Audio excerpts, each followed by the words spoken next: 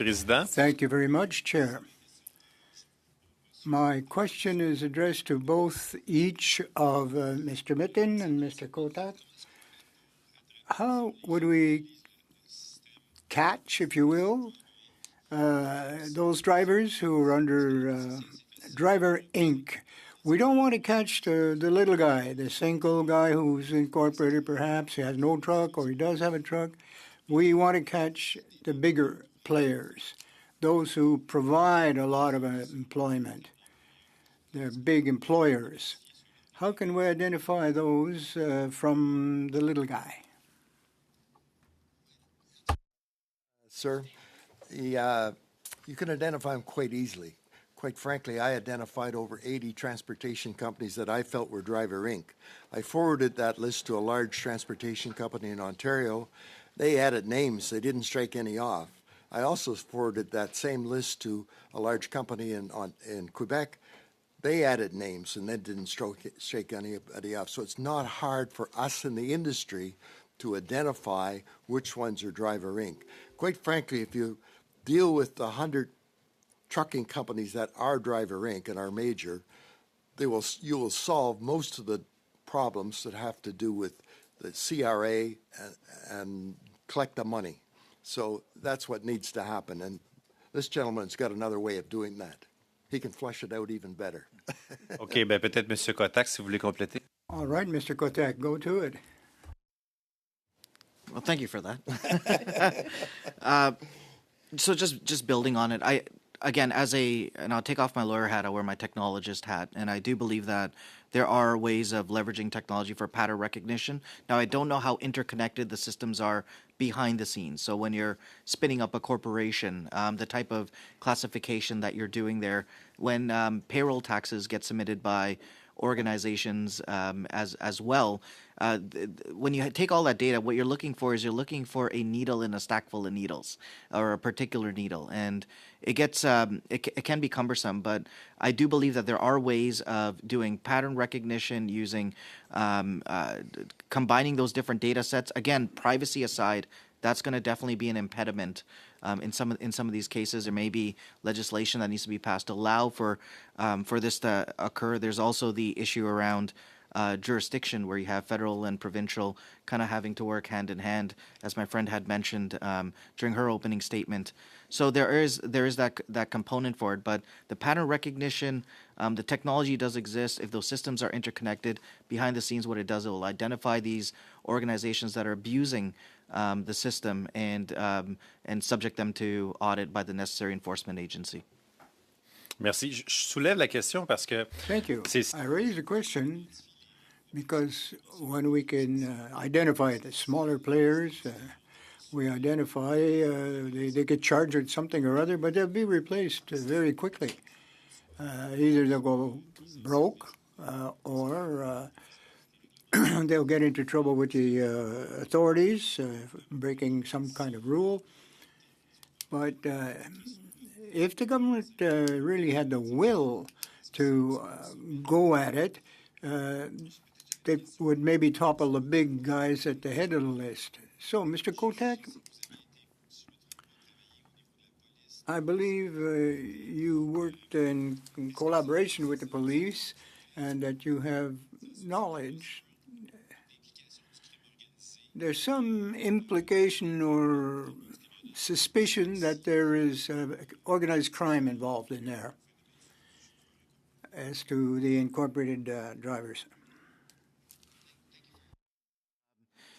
So, again, I think a member of law enforcement would be better able to answer that question, but I think that it is inevitable that, yes, you have the component around the abuse of employees. You also have the circumvention of taxes and the rules, but a big component of it, which again, police have discussed this numerous times, is its connection to organized crime. I'm not an expert in that. I haven't worked in that area. It would be unfair for me to comment on it, but I think it's kind of well known that there is a connection. Merci. Peut-être pour Madame Spence, plutôt perhaps the question is addressed to Ms. Spence. you mentioned that some companies, in fact, qualify and classify their own drivers in-house, and 95% of them pass the tests.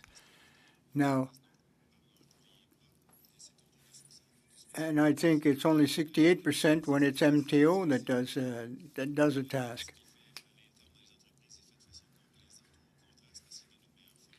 Do they give better training when they test their own, or is there some kind of circumvention going on? The what we did with the 95% pass rate is to look at what the drive test centers would come up with, which was around 68, 69, and it's just to contrast it really. So we didn't really dig into the kind of training they get. It's just quite easy to get a license if you're getting it from the organization that's allowed to give it to you. So we actually are working in progress right now on an audit on driver licensing and training. So we are going more in depth into that very issue, but it is not available yet, that audit. Thank you very much, Ms. Spence. Merci beaucoup, Mr. Barce-Duval. Next, we'll go to Mr. Albus. Mr. Albus, the floor is yours. 5 minutes, please, sir. Thank you, Mr. Chair. And again, thank you to all our witnesses here today. Auditor General, thank you for your public service and for your kind attendance today. I'm going to be directing most of my questions to you, although my questions are time limited, obviously. First of all, in your work, obviously we're a federal transportation committee, and we are focusing on the changing landscape of trucking within Canada. And so I wanted to see if some of the views that you have seen in Ontario can be brought into our context of our committee's study. Is there any lessons learned, you think, from your organization's study of the MTO in Ontario that could be more broadly of interest to this committee? I believe actually the lessons learned from our experience with Ministry of Ontario, with Transportation in Ontario, are probably something that could be utilized across the country. So how many inspections are being done? What is being inspected when it's happening? Is it just roadside on the highway, or is it within a municipality? Taking a look at some of the accident rates and the reasons for them, and certainly how do we test and train our drivers is something that would be systemic probably across Canada, just to make sure that that's happening. And also the inspection of the vehicles, making sure you do hit each of the commercial truck carriers. So 56% were not tested. And some of them had very high collision rates. So doing your testing based on, and inspections based on risks.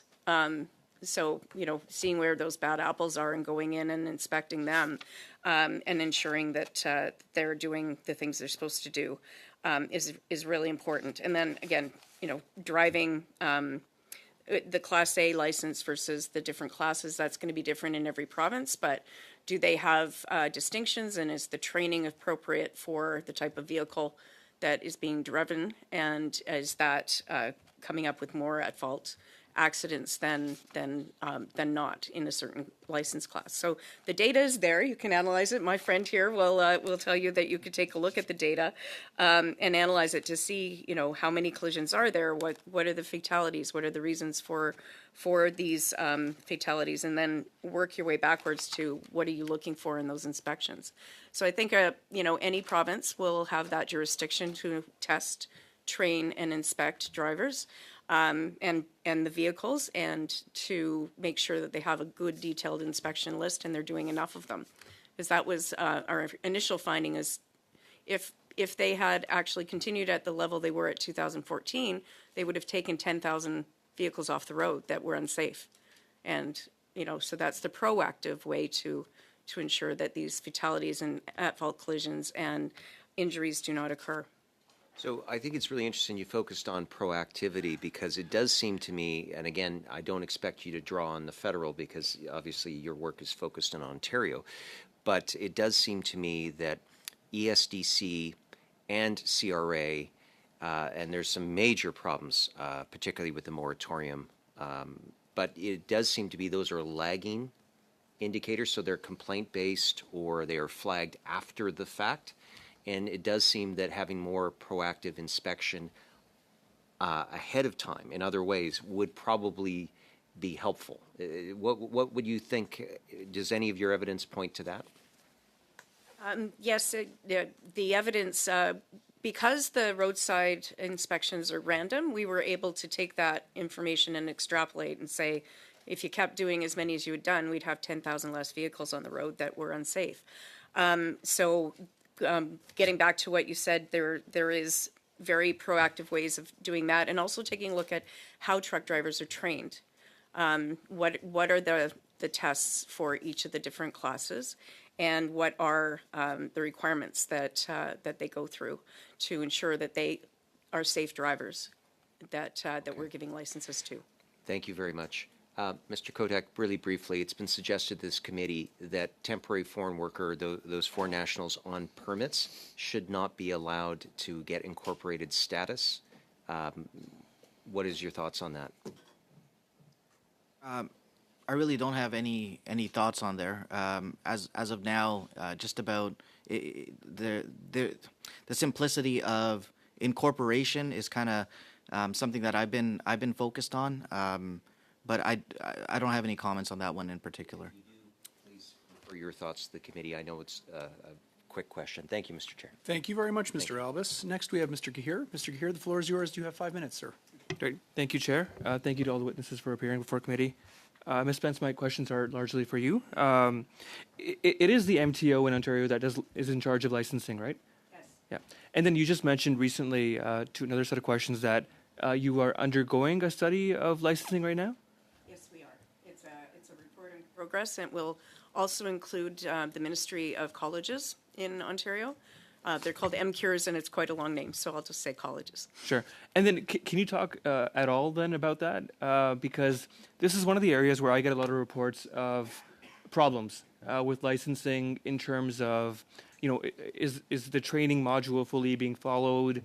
Are students paying attention? Are they fully immersified in that experience? Are licensing, essentially, is anyone paying for their license? I don't know how overblown this problem really is, but you hear about it on social media. I hear about it from folks that are in my riding of Mississauga Malton, that could there be potentially individuals that have paid to either skip courses or to skip their licensing, essentially paid for a license? I can't speak to the report in progress because it does need to be tabled with my parliament. But what I can say is that we did a Class G driver license and training audit in 2024, and we did find we had some mystery shoppers, I would call it, who took the courses and didn't have to do. I think it was out of 11 of the people that we put out to do a course, 4 of them were able to skip all of the road testing except for 1 hour of the time in the car. So there are players out there that are allowing people to basically buy the license and not do the work. So we found that with Class G licensing, and I wanted to dig into whether or not that's happening in commercial trucking, but I can't mention that at this point. I look forward to the report and reading it. Your recommendations that you had in the other report, did any of them focus on education and awareness of, that could be provided potentially to help new truck drivers in terms of, what's an employee, what's an incorporated driver, what are the responsibilities under either model? It was 2019, so it was before the pandemic. We didn't look into this whole issue that has been discussed quite widely with the committee, the Driver Inc. Model, whether incorporating or not. We focused more on the Ministry of Transportation's role in regulating drivers, and that's basically where we looked at the licensing and the inspections. And did you find that there was an adequate level of education and ongoing training that MTO engages in? Well, when it comes to the into training the drivers, they certainly, with our other audit of the Class G, we found that there was inadequate surveillance, I guess is what you'd want to call it, around making sure that when people have a certificate, it's not just, sign on the dotted line and here's your license. In your opening testimony, you spoke about certain recommendations that were not implemented or not being followed. Can you speak a little bit? Do you know what they are? So we, in our 5-year follow-up, we really look at it at a very summary level. So I can't get into that level of detail. But I can say that some of the recommendations they have done, they've figured out how many roadside inspections they need to do, and they're working on the staff training plan, that sort of thing. But as far as the 14%, I had a feeling someone would ask me that, but we did not publicly disclose which ones those were. Okay. That's all for now, Chair. Thank you. Thank you very much, Mr. Gahir. Prochainement, nous avons M. Barcelou-Duval. À vous la parole. 2 minutes et demie, s'il vous plaît. Thank you very much, Chair. I'll address my first question to Mr. Mitten. 2 weeks ago, I did a press interview with the truckers in Quebec, an association, and part of their discussion caused the establishment of a register of offences throughout the country, pan-Canadian, if you will, so that we could perhaps find people that are not totally up to code, as it were. Do you think that's possible? Would you recommend that? I would say this goes back to. Je dirais que le problème remonte à la question de la formation. Est-ce que ce sont des chauffeurs INC ou pas? C'est des cas isolés.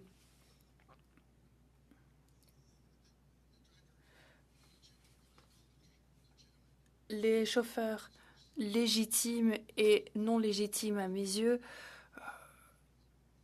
se distinguent vraiment. Les sociétés légitimes. Responsibility, let's put it that way, a lot of training.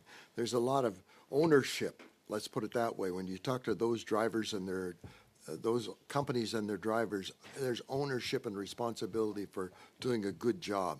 And that's not quite the same on the other side of that coin, in the driver-in companies. Does that answer your question, I hope? J'imagine, je ne suis pas certain que vous avez compris ma question, mais j'ai aimé votre réponse. I'll paraphrase my question. Mr. Kotak, perhaps you might add some word on that?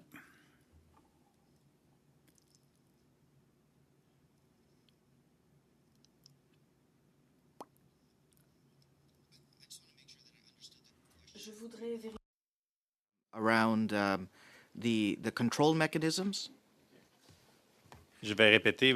Okay, I'll repeat it. I'll repeat it. Probably the interpreter messed up. So that any infractions that are put out by an authority, a policeman on the road, or a cargo irregularity, should be entered into a registry for all of these committed in Canada, everywhere. We do have such a register in Quebec. And it would simplify things, and it would allow greater degree of success in interceptions into non-compliant situations. Do you think it would be useful to have a shared common registry? Short answer is yes. I think having access to relevant data, getting that data when you need that data pushed to you, the benefits that come from the integration of systems. Overall, yes, there is already sharing in many industries. So again, the short answer is yes. Merci beaucoup. Thank you. Next, we'll go to Monsieur Barcelou-Duval. Thank you, Mr. Chair, and thank you to all the witnesses this afternoon for your testimony. I certainly appreciate your time. All of my questions, Mr. Chair, will go through you to Mr. Mitten. And I'm going to start off by reading a quote, Mr. Mitten, that I believe it's you, for the chair quote. But it takes me to my first question. It says, "We're not asking for a handout. We're demanding a seat at the table. Canada's economy runs on wheels. If we lose access to our most critical market, we lose more than business, we lose influence. We've earned our place in North America's supply chain. Now we need to defend it. Let's not wait for a solution. Let's be the voice that drives one. And I believe that was you on cross-border trucking, sir. And I really like that quote, by the way. So obviously my riding is the riding of Essex, right next to the busiest international border crossing in North America. And I believe your firm actually was part of the company involved in the merger of IFS Transportation to RIMS Transport, which happens to be in my riding. So very good. We got very something. Good, very good company, sir. There you go. That's great to know. My first question for you, sir, because it's a border community. So being on the busiest international border crossing in North America, next to my riding, I'm wondering if you could speak about to how Driver Inc. has affected cross-border trucking.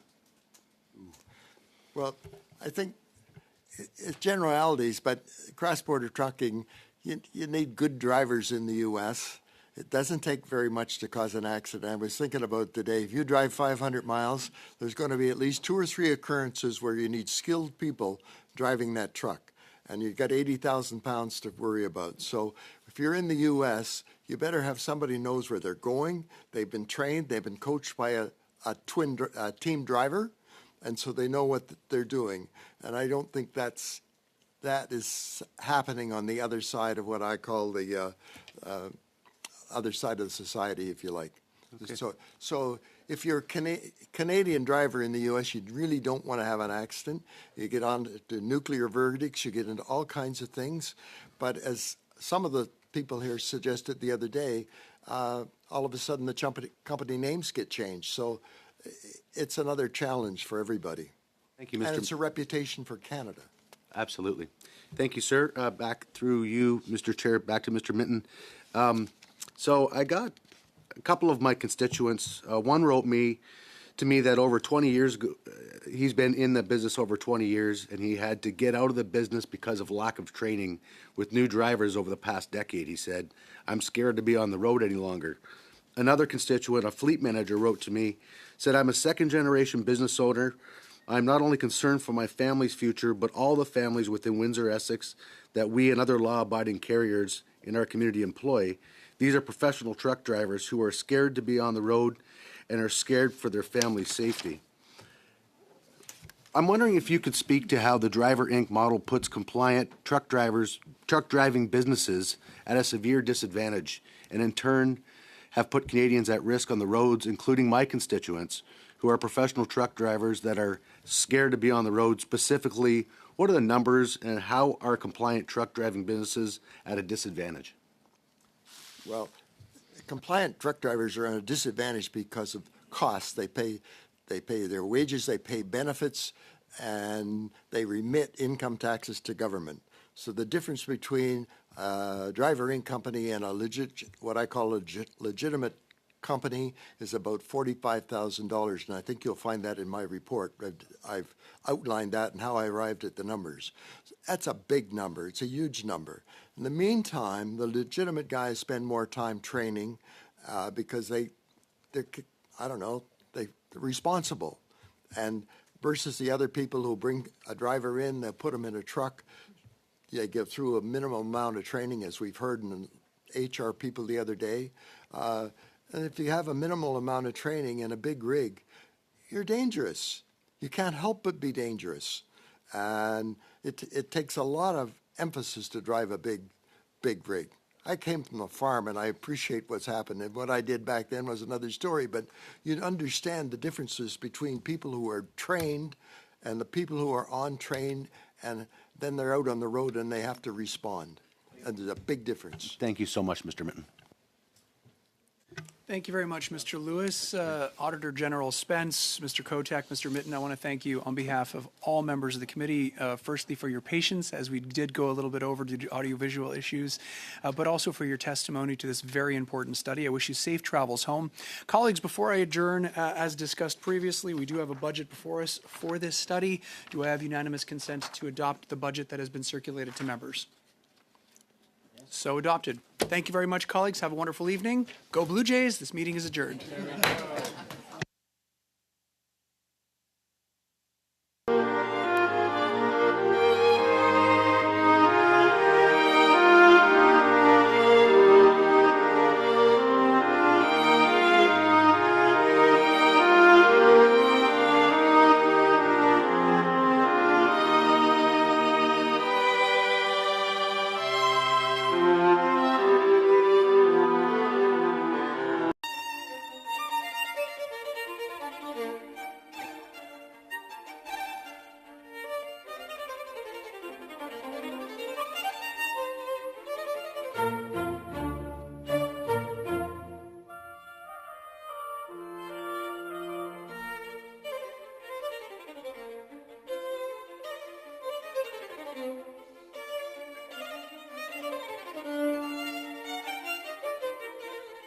Thank